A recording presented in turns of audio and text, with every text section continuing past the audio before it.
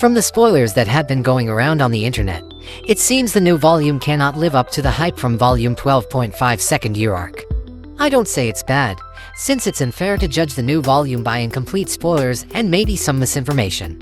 However, since volume 12.5 gave us a really big expectation, it's only natural for us the readers to hope for something big to happen in the new volume, and from a few spoiler leaks, it seems there is nothing really important happening in volume 1 of the third year arc. A few things that I predict, such as expulsion or Koenji taking action, is not seen to happen in this volume, and we also didn't get much action from Ayanokoji himself.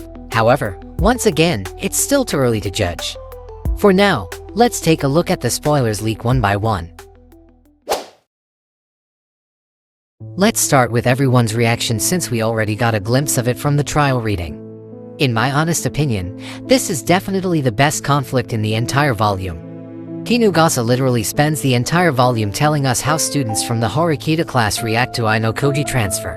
Starting from being shocked when they first hear it, confused when wondering the reason, feeling guilty and betrayed, and then their own acceptance toward Ayanokoji non-existence. As expected, Horikita is the one who gets impacted the most. When she first heard about it, anxiety and fear started to run through her veins.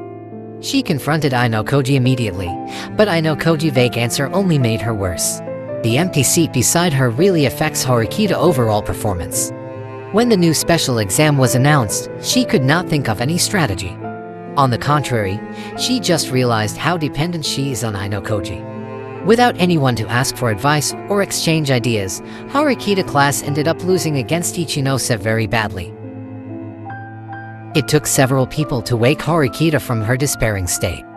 Ibuki, Kushida, and finally Karuizawa. Ibuki got upset because Horikita didn't answer her call and didn't make any food for her, so she kicked her quite hard. However, it seems Ibuki worried over Horikita in her own way. She is too shy to admit it, but she is intentionally wandering around the dorms so she could ambush Horikita when she leaves or returns to the dorm. Because Horikita didn't provide her any food, she is nagging Kushida to feed her, and Kushida is clearly bothered by it. She confronts the depressed Horikita and orders her to think of the strategy for the next exam, because it will be embarrassing to lose against the lowest level class. Even though her method is a bit harsh, it manages to make Horikita stand up and try to focus on the next exam. However, Kei is the one who actually manages to make Horikita feel better. From the second colored illustration, I predicted that Horikita would comfort Kei in her heartbreak phase, but it turns out it's the other way around. Right after Horikita got a kick from Ibuki, Kei offered her her handkerchief. After that, their conversation revolves around Ayanokoji and how important he is for them. After that, Kei reveals her past to Horikita. It's actually surprising Kei could tell her past that easy, so she must have a certain degree of respect toward Horikita. Hearing what Kei had been through, Horikita realized she is not the only one who feels lost. After that, while licking each other's wounds, they make a promise to make sure Ayanokoji regrets leaving their class. It took 3 different people to make Horikita back to her feet. That shows us how deeply Ayanokoji transfer impacted her. As the saying goes, you only realize what you have when it's gone. Not only did Horikita lose him, but Ayanokoji even became their enemy. It's actually quite a miracle Horikita could recover that fast. On the contrary, the others from her class seem to be fine. They are shocked and upset, but not depressed. I thought Hirata would get another mental breakdown, but it seems as long as it's not an expulsion, he would be able to handle it. Even if Ayanokoji didn't consider anyone as his friend, it seems some people really consider him as their friend. Hirata, Sudo, Yukimura, and Akito, when they meet Ayanokoji after the transfer, they still consider him a friend. Sudo is even willing to use all his points if Ayanokoji wants to return to their class. This scene actually confuses me quite a bit. Ayanokoji is acting friendly toward them, and that makes his new role as the villain look less menacing. I don't know if Ayanokoji still has some humanity left inside him, but the way the others treat him is heartwarming to read. Let's just hope it's not a death flag for them, and I hope we will see more of their reaction in the future. Other than Horikita class, we also get a bit of a reaction from Ayanokoji new classmates. Even if some students support him, there are a few others who don't want to acknowledge him, and Kito is one of them. From the spoilers leak, we get to know more about Kito. It turns out Kido doesn't consider all his classmates as his allies. Back on the school trip, he helps Yamamura from trouble, but maybe he did that because Yamamura was also Sakayanagi subordinate. If they are not related to Sakayanagi, Kido doesn't mind letting them get hit. Kido was loyal to Sakayanagi, but the others are irrelevant, including Ayanokoji. That's why he cannot accept Ayanokoji as the new leader. Ayanokoji challenges him to a fight, and of course Ayanokoji wins easily.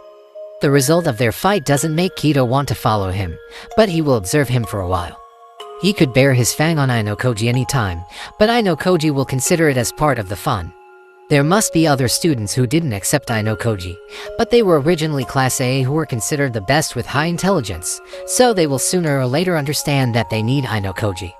As long as Ayanokoji keeps bringing a good result, he will naturally become part of their class. While Kido opposes him, some students welcome Ayanokoji with an open arms. Shiroishi Asuke is the most mysterious new character from this volume, mainly because of her side story that told us that she hides some kind of secret. The most interesting thing is Shiraishi already knows about Ayanokoji from the past, but we didn't get when exactly she knew about him. Some readers believe Shiraishi is actually Yuki in disguise, but I'm not really fond of that idea.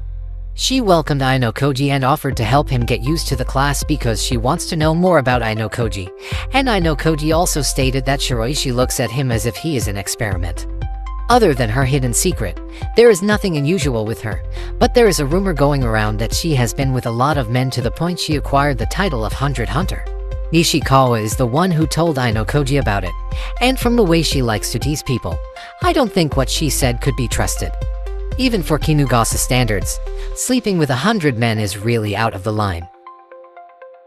It seems Shiraishi will become a more important character in the future. With her sitting beside Ayanokoji, maybe she is a replacement for Horikita in some way. However, the role to annoy him was already handed to Morishita. Morishita suggested Ayanokoji sit in front of her so she could throw him with eraser pieces. This volume is filled with Morishita eccentric and annoying behavior. Just like Shiraishi, I could say Morishita will take a more important role in the future, even though we didn't get what she was actually thinking and what she wanted to do. For now, she is just a joke maker in the story. And the last one is Hashimoto. He becomes a really supportive character in this volume by lending 20,000 points for Ayanokoji and following him around. After the final special exam second-year arc where he cried in front of Sakayanagi, it seems there is no visible change from Hashimoto. He still acts like a sly fox who seeks the most advantageous outcome for himself. He did support Ayanokoji transfer by giving all of his savings, but I hope Hashimoto gets some kind of development for his character so he could stay relevant in the story. After the unexpected development from the last volume, Ichinose gets more screen time in the newest volume, to the point I almost thought she will become the second main character. Her role started with signing a contract with Ayanokoji class based on mutual trust. We later see Ichinose intentionally confronting Kei to boast about her relationship with Ayanokoji. While Ichinose recent development is clearly better than her old self, I still think it's out of character for her to rub salt into Kei's wound. Ichinose told her about her priority. While her old self wanted to help everyone, her new self chose to prioritize the ones who are close to her, but Kei is not one of them. She later showed Kei a scene where Ayanokoji is waiting for her. Ayanokoji didn't pay any attention to Kei, and with her wound opened, Kei chose to hide behind the bush. Seeing Ayanokoji in that scene, I'm curious if Ayanokoji is the one who asked Ichinose to confront Kei. This is just my speculation, but Ayanokoji wants to help Kei recover faster, so he asks Ichinose to play the role. That way it will be faster for Kei to accept reality, and if Ayanokoji is lucky, Kei will find someone to share the burden in her heart, which fortunately results in Kei comforting Horikita. Back to Ichinose. Ichinose also has a quite important conversation with Ichika. Ichika accuses Ichinose for sleeping with Ayanokoji. While Ichinose doesn't deny it, she clearly stated that she and Ayanokoji aren't dating. They later have a competition where they compete on who knows Ayanokoji the most. Ichika thought she would win without any difficulty, but then Ichinose surprisingly said that Ayanokoji already told her about White Room, wiping the smile on Ichika's face for a second. Ichika quickly laughed while she told Ichinose that it is impossible for Ayanokoji to talk about White Room to an outsider, but Ichinose already got what she wanted from observing Ichika's reaction. That is where Ichika realizes that Ayanokoji is not attracted to Ichinose just because of her big breasts. Ichinose showed us that she is not completely under Ayanokoji control. Even if it's just a bit, she still holds some suspicion on Ayanokoji, and that's why she keeps remembering the 2 words that she accidentally heard from Tsukishiro. Another thing that is important to note is Ichinose's extraordinary conversation skill, where she could attack her enemy with a very unexpected word that could even put the White Room student on their guard. I think it's not an exaggeration to say that as long as Ayanokoji has Ichinose, he will be invincible. It's just too bad we didn't get any bed scene between the 2 of them in this volume. Other than Ichika, Tsubasa also gets a very interesting scene in this volume. Actually, the Tsubasa scene is the most important scene compared to the others. According to spoilers, Tsubasa gets a call from Tsukishiro, and she gives a report that she will continue observing Ayanokoji. She also stated her suspicion of Ishigami, and there is a new first-year student who gets her attention. Her conversation is heard by Hashimoto, Morishita, and Shiraishi. Even though they didn't know the relationship between Ayanokoji and Tsubasa, this scene could become a new potential conflict for the future where Ayanokoji's past gets exposed.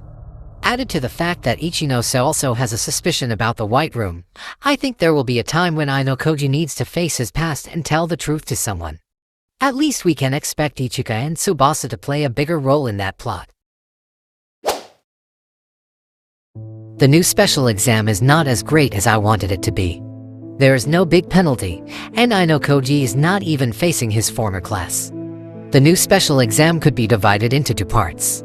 The first one is class battle, where they compete with their average score, and the second one is where they need to send 5 representatives to fight against another class representative.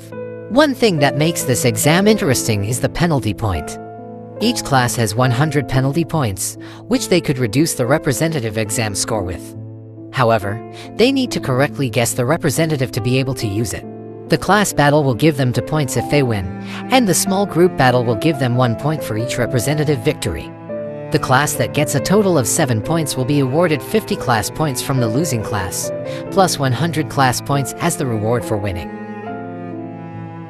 One thing that makes this exam boring is that there is no expulsion penalty, and the reward for class points is not even that great. The special exam ended with Ayanokoji class gaining 6 points from Ryuuen class, while Ichinose class managed to get 6 points from Horikita class.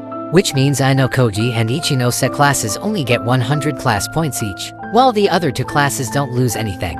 This exam gives a very significant disadvantage to Ryuuen class that have low academic scores, and Horikita class that were heavily carried by a few exceptional students. If they send their smartest student as representative, the other class could easily predict it and put the penalty point on them. But if they send a not-so-smart student, there is a high chance they will lose. And that is exactly what happened in this exam. This new special exam failed to have any impact on the readers, and failed to give any sense of danger for the student in Horikita class. This lack of danger makes Ayanokoji transfer less impactful because they will keep thinking that Ayanokoji is just a guy who runs fast. I guess we need to wait a little longer for that moment to come.